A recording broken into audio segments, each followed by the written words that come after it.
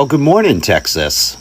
It is now July 5th. Have you even heard from your president? Has he even made an announcement on social media? God knows he's on there all goddamn day, all goddamn night, and he hasn't said a word. He cuts all of the funding to the things that are going to keep people safe. Keep people safe, because he doesn't believe in climate change.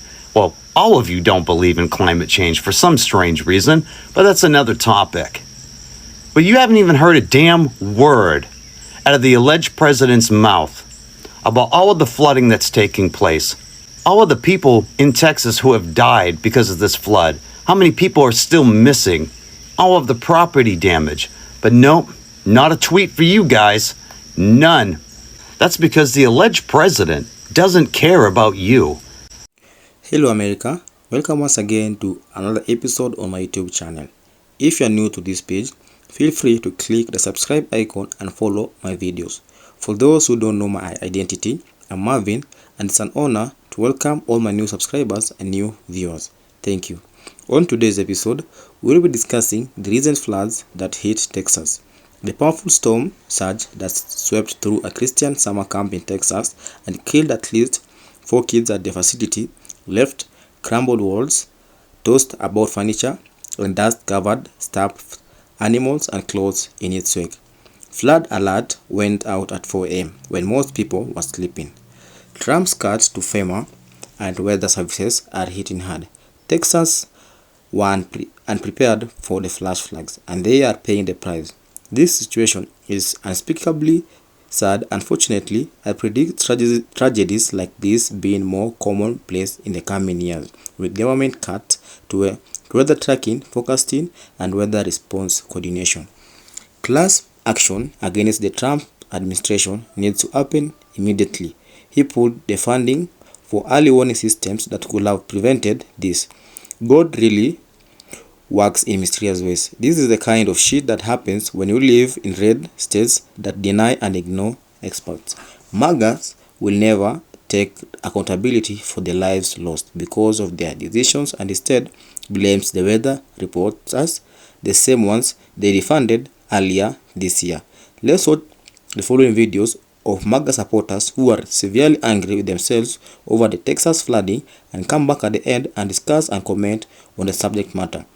Make sure to watch to the end so you can come up with a clear conclusion. Donald Trump doesn't care about the citizens of this country. He only cares about himself, his family, and his little billionaire buddies and how they can line their pockets, cutting everything in this country that citizens need to survive. The Weather Service, NOAA, all of these things, FEMA. Who's going to help you rebuild? Who? The damn man hasn't even acknowledged you. Hasn't even acknowledged you. But yeah, happy 4th to you, right? Happy 4th of July.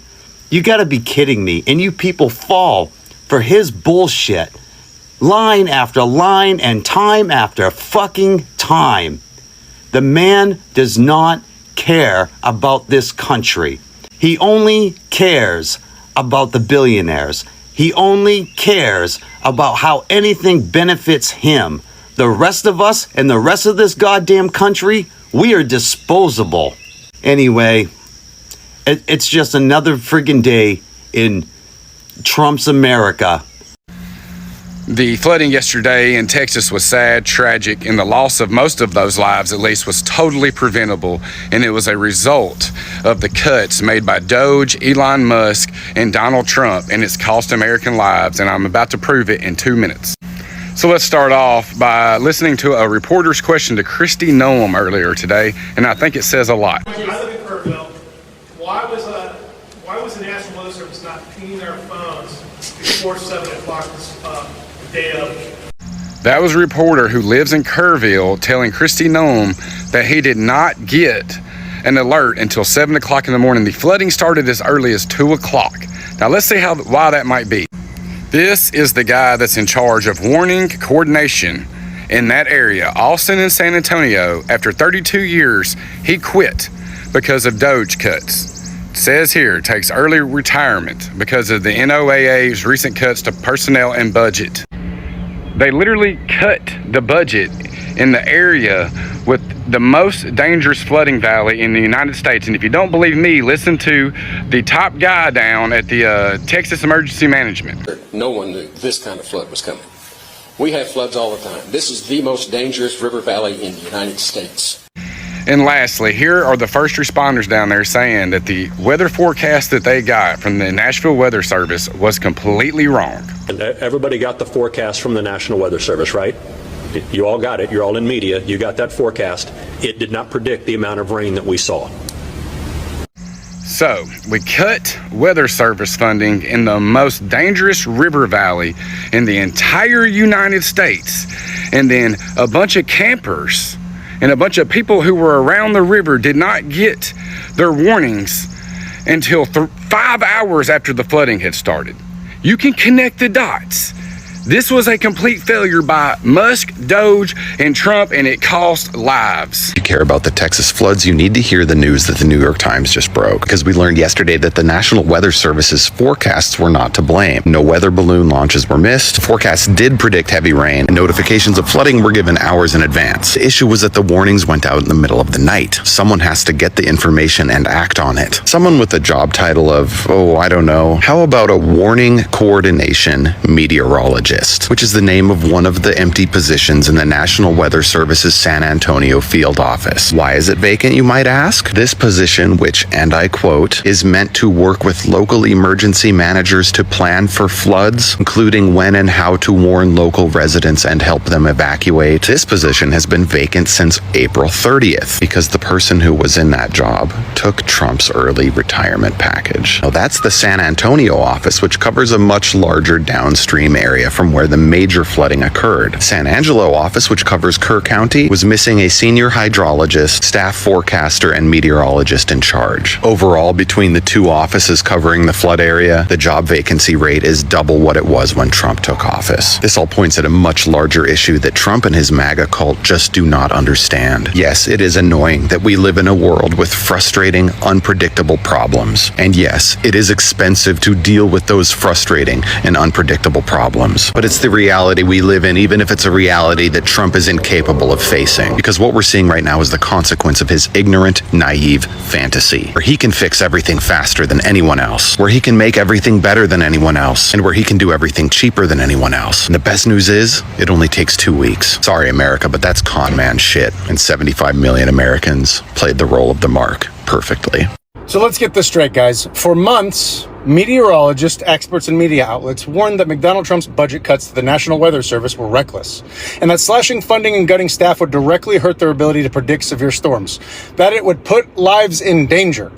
And now, right on cue, a deadly flood hits Texas, and state officials are turning around and blaming the Weather Service for inaccurate forecast.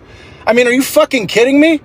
This is what happens when you hollow out public safety in the name of politics and cruelty. The NWS isn't some luxury. It's not a partisan tool. It's the reason families get warnings in time. It's the reason people evacuate. It's the reason kids make it home from school before the storm hits. But Donald Trump's second term has made it crystal clear.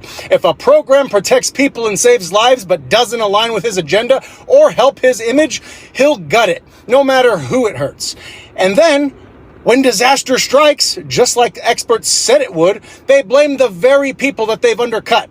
It's scapegoating at its most cowardly. This flood was tragic, but it wasn't just a freak accident of nature, guys. It was a failure of leadership, a predictable consequence of dismantling the very systems designed to keep us safe. If you're more concerned with scoring political points than funding the people who literally track deadly storms for a living, then you are the danger to public safety. So when it comes to the floods in Texas, I'm going to say something that, the holy rollers, the Bible thumpers, the ones who barely actually open their Bibles, but they're quick to hold it up to you and thump on it, telling you to repent. Yeah, I'm going to say something that's probably going to piss some of them off, and that is perfectly fine with me. But when it comes to these floods in Texas, it is perfectly fine to say that you are praying for people. It's fine for you to say, I hope God keeps people safe. It's fine for you to say, I hope God brings people back who are missing safe and sound. It is fine to say that, I hope God is watching over people, and if people are unalived in the water, hopefully God will bring them back so their bodies can be recovered and their families can get closure. All of that is fine and dandy. But if you are a believer, if you are a Christian, if you believe in God, right, please do not find yourself in the comment sections of videos, especially in the comment sections of videos that are being made by people who are being directly affected, right? Don't find yourself in the comment sections of their videos saying stupid shit like, oh, well, don't even worry about it, you guys. The Lord promised not to take the world out in flood storms again, so, you know, we ain't got nothing to worry about. Learn to read a fucking room. No, a good chunk of y'all barely know how to read y'all's Bibles, which is why a lot of y'all's belief systems are as bastardized as they are, right? But at bare minimum, learn to read a room, all right? There is no words involved. You don't even have to know the difference between a vowel and a consonant in order to read a fucking room. Learn to read a room, okay? Because yes, while the Lord may have promised to not take the world out by floods, right? Some people's worlds have been taken out by floods. Some people have lost everything. Homes, cars, and you know what? Fuck the materialistic items, right? Fuck the houses and the cars and the photo albums and the baby pictures. People have lost their loved ones. They have lost their parents. They've lost their grandparents. They've lost their children. They've lost their pets. There have been parents trapped in floodwaters clinging to their children for dear life who have had their children ripped from their hands right in front of them. There are people who have lost everything. There are people whose lives are being altered in ways that me and you cannot understand unless we were to go through the same thing. Okay, there are people who are facing immense life-altering trauma right now.